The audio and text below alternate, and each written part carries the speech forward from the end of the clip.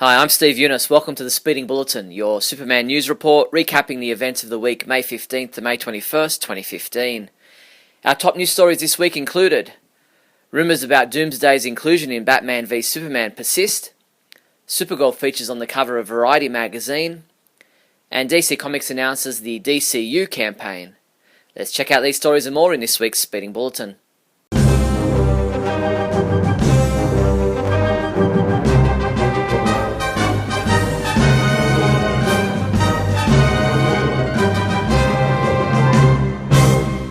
In movie news, for quite some time now, rumours of Doomsday being part of Batman v Superman Dawn of Justice have circulated around the internet, and according to the movie scooper Humberto Gonzalez, aka El Mayimbe, Doomsday is indeed part of the movie. He says it's been out there, but it's official, we are going to see Doomsday. He claims that Doomsday is the brawn that Lex Luthor goes to when he needs a physical threat for Superman. He also claims that the line in the teaser trailer in which Batman appears to ask Superman if he bleeds is actually part of a dream sequence. I have no idea if any of this is true, we'll have to wait and see. HeroicHollywood.com has posted a couple of new promotional artwork images of the fight between Superman and Batman for Batman v Superman Dawn of Justice. These artistic impressions of the characters are in addition to promotional images that leaked online earlier this month, showing the Superman, Batman and Wonder Woman costumes from the movie. In TV news, George Schweitzer, president of the CBS marketing group, told Adweek.com that he wasn't prepared for the astounding global reaction the extended trailer for Supergirl received last week. He said, "We were warned that this thing would go viral quickly, and that's just what happened. Within 2 days, more than 5 million people had viewed the trailer online. A week after its May 13th debut, the number has risen to more than 10 million. The 10 million figure eclipses the total views of all the other CBS, ABC, NBC and Fox upfront trailers combined. It's unbelievable," said Schweitzer. "That's more than the audience for some of our shows." This week's edition of Variety magazine features actors Grant Gustin, The Flash, and Melissa Benoist, Supergirl, alongside Greg Berlanti, the executive producer for both shows.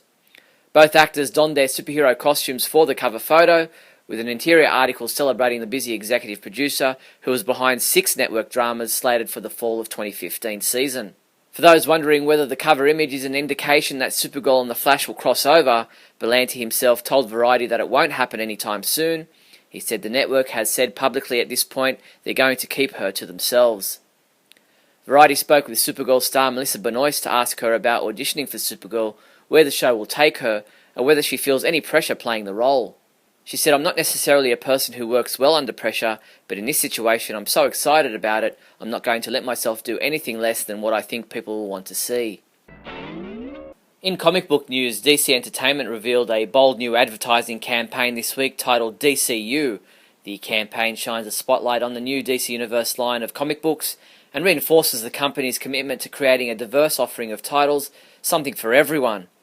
Beginning June 3rd, the new DCU will consist of 24 brand new series, as well as 25 ongoing best-selling fan-favourite series, resulting in the most ambitious DC Comics lineup to date. Celebrating the new direction of the DC Universe, the DCU advertising campaign will focus on 4 main themes: characters, talent, stories, and fans. The campaign will come to life on the DC Comics website at dccomics.com/DCU. Jean Lewin Yang, the new writer coming on board the Superman comic book title with issue number 41, was interviewed by the Washington Post about his career so far and the challenge of taking on the most iconic superhero of them all. He said, "We're trying to push the Man of Steel in a new direction while respecting what came in the past." His new costume, which debuted a month or 2 ago, is a reflection of that. It's simple and modern, just a t-shirt and jeans, but the S-shield is from his past. We decided to go with the old black, red and yellow S from the Fleischer cartoons. It's been a blast. While Superman fans have been up in arms about the upcoming changes to Superman's look, identity and powers that will begin with the June issues of his main comic book titles, writer Greg Pak and artist Aaron Kuder spoke with ComicVine.com about how the story idea came together and how, even with all the changes, they feel they're remaining true to the character. Greg Pak said, "This was something new and at the same time something that felt absolutely true to the character and a perfect next step. This is a Superman we've all been dying to write. The story is real and visceral and emotional and thrilling, and we hope you'll come along for the ride." For the third week in a row, DC Comics released more 10-page sneak peeks for a number of their June comic books, including Batman Superman. If you head to our website now, you can read an original 8-page standalone story in which a powerless Man of Steel is in Gotham. Where has Batman gone, and who is the GCPD's newest recruit? Will Superman survive this harrowing visit, or will he be forced into some bad company?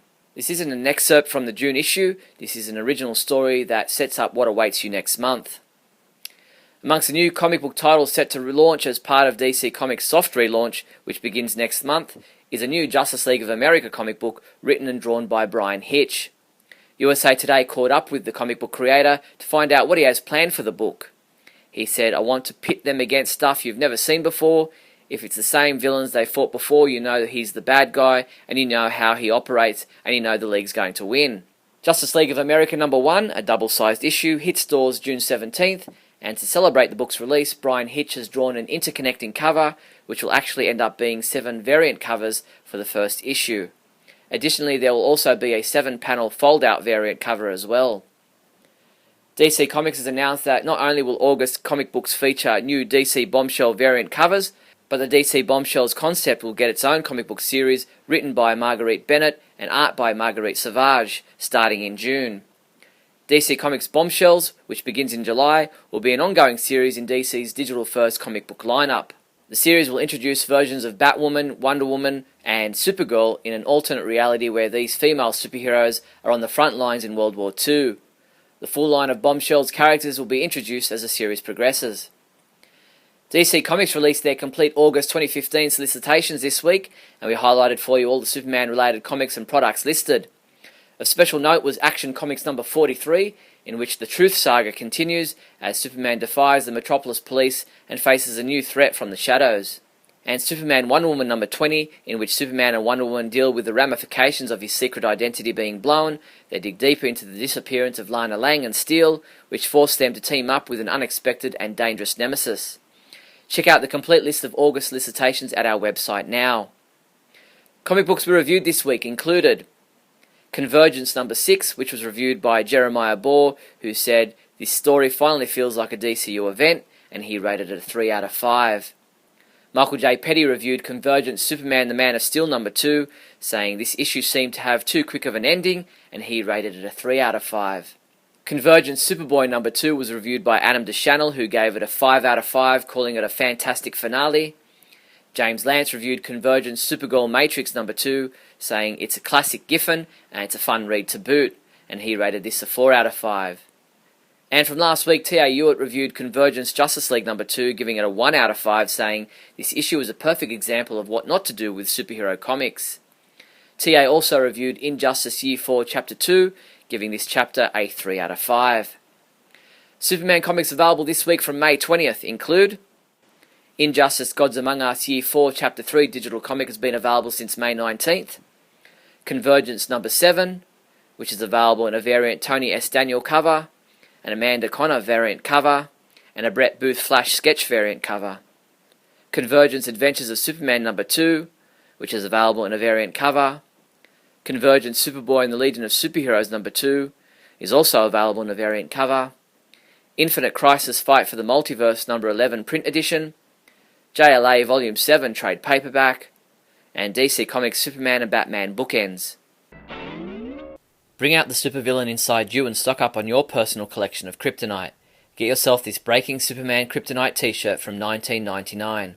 Or how about a Smallville Lana Lang Kryptonite necklace replica prop, yours for $29.99. These and other kryptonite items are available from your one-stop Superman shop, the Superman Homepage online store at supermanhomepage.com/shop.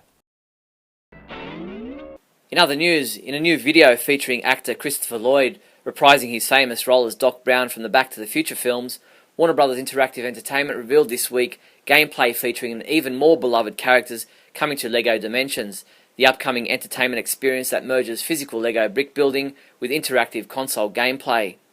Amongst all the extension packs, there'll be a 2016 Fun Pack featuring LEGO Superman. Launching September 28, 2015, LEGO Dimensions will be available for all the major gaming consoles.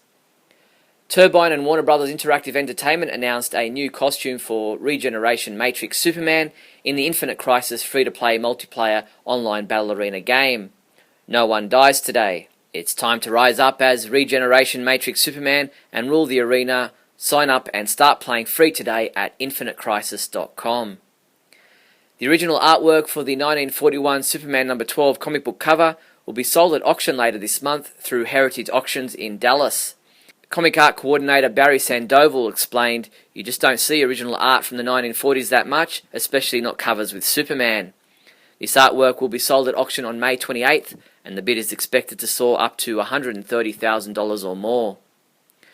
Michael Bailey and I were joined by legendary comic book writer Elliot S. Magan for a special Miracle Monday edition of our weekly live Superman radio show this week.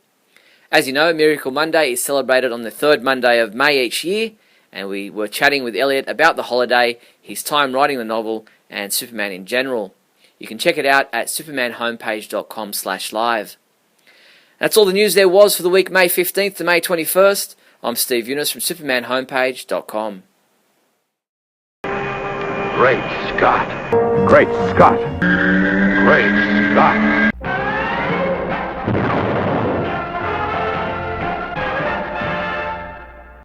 Hello everyone, and welcome to another fabulous episode of Great Scott. I'm Scotty V. Thanks for watching. I've already talked a little bit about the reveal we had not too long ago about what the new costume for Superman is going to look like. We also have changes to Batman, Green Lantern, Wonder Woman, The Flash, Green Arrow are all changing after Convergence. The reason for this is yet to be shown to us, but I'm sure it all has something to do with what's going on with Telos and Convergence and how all of the universes have come together, and we're seeing many various incarnations of all of these heroes. It looks to me that we might see a powerless Clark or a weaker Clark, a Clark who can't fly possibly, as evidenced by the fact that he's going to be riding a motorcycle around. This isn't the first time we've seen Superman ride a motorcycle around. There was a motorcycle of sorts in the Godfall storyline. I'm sure there have been others. And in Smallville, when he went a little rebellious, he rode a motorcycle with his red K ring on so that he could be free of all his cares in Smallville and of all the terrible things that had happened to him, the terrible things that he was responsible for on that show. He put the ring on, drove away on a motorcycle, and it was cool Clark. And that almost seems to be what's going on here. We got cool Clark. We got fists Clark. We got scarves wrapped around the fists. We got blood at the feet. We've got boondockers on, which are a type of boot. We got jeans, black jeans. We got the black background S and the boxing U shirt that I'm wearing. This is actually one I got in the Superman celebration for playing and doing really well in Superman Jeopardy. I don't think they ever declared an actual winner, or maybe I won, or I don't know exactly what happened, but this was one of the prizes. It's the closest one I have that looks like this S, which seems to be kind of an homage to the old Fleischer cartoons S. He had that symbol with the black background and the red, and it was bordered by yellow. So that's cool. You know, they're going back to something like that. The cape is gone. He's got this weird kind of crew cut. Doesn't really look much like what people think of as Superman, and a lot of people are, you know, raising arms like they do oftentimes when something changes in their beloved characters or their beloved comics. I'm here to say, calm down. Everything will be all right. In the morning, the sun will still rise, and at night, you'll see the moon sometimes, if there's a moon, and if it's dark enough to see a moon. Maybe it's behind the clouds. Who knows? But the truth is, unless some catastrophic event happens, you'll wake up tomorrow, and even though Superman's costume is going to be a little bit different, for a while, this is what I'm saying, for a while. Remember Electric Blue Superman? Sure you do. Most of you, many people that I talked to, hated it. And the reason I think that most people hated it is because DC presented it as new Superman. This is what our guy's going to look like forever. He's never going back. It's never going to change. And then a few months later, less than a year, Superman Forever came out. Alex Ross cover was a big thing. He was back to his normal look. Everybody kind of knew it was going to happen. A lot of people, I guess, bought DC saying this is the new Superman and this is the way he's always going to be. He was in an energy kind of form. He can do things with electricity, but he had no powers when he reverted back to Clark Kent. And when he was in Superman form, he had to have a containment suit in order to contain all that electricity. People hated it. Death of Clark Kent is an often maligned series of books, even though I loved it. Death of Superman is often maligned for not having any real character, just the point of beating Superman to a pulp and then killing him. One of my favorites as well is when I first started reading the comics. Always loved Superman, but really got into collecting the comics and reading them during that time. Things change for Superman all the time. This is going to be the first time, it's not going to be the last time, and it's also going to not be the final time. My bet is that he's going to be depowered or weakened or something for a while, hence the fisticuffs and the motorcycle and the blood at his feet. I mean, Superman doesn't normally try to make his foes bleed or beat them or bludgeon them. Sometimes he gets in brawls with super-powered enemies. But here, if he's just a guy and he doesn't have his powers and he doesn't have his invulnerability, when he's punching people, his fists might bleed. And when he punches them, they might bleed. But this might be a life-or-death situation. He might have to fight them that way. And he still wants to crusade as a hero, which is awesome to me, if you think about it that way. It's a Superman who's not going to stop being Superman just because he no longer has powers or is weakened. You know, I've seen some stories sometimes, maybe on Lois and Clark, where he lost his powers and he'd try to intervene during a robbery and he'd just get knocked down and look like a fool, which could happen.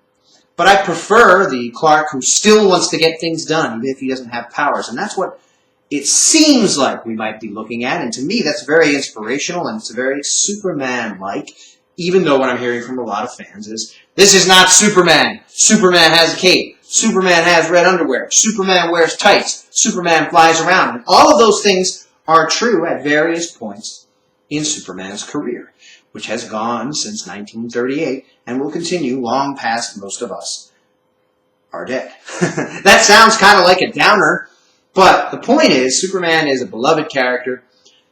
Sometimes the comic books don't sell the way the companies want them to. And let's face it, this is a business. So they're going to do things to shake things up as often as they can. A lot of people haven't been happy with the New 52.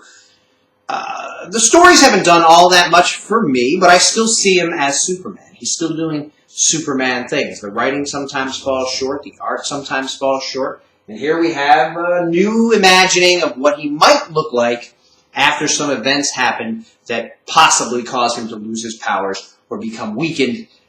And he's going to go about like this.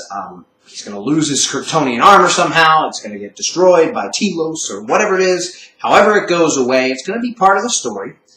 And when it all wraps up, I wouldn't be surprised if we saw a much more familiar Superman that everybody's kind of looking for and hoping for. And it'll be really triumphant, just like when it was Superman Forever, when he came out of the blue, electric blue funk. Or just like when he came back to life and he was in that black suit with machine guns for a while. People were like, this isn't Superman. Superman doesn't carry machine guns and wear a black suit. But when he got his powers back, he was back forever. And then he wasn't. You know, when something happens, something changes. It's a never-ending battle, folks. The stories go on. The adventures go on. They make changes to him. He goes through changes in life, just like all of us do. We all go through changes in our lives. We all see things happen. We all see things change, and we live through it. And hopefully we come back out on the other side stronger than ever. And my guess is that's what we're going to see happen with Superman. Thanks, everybody, for watching, and remember, always look up in the sky.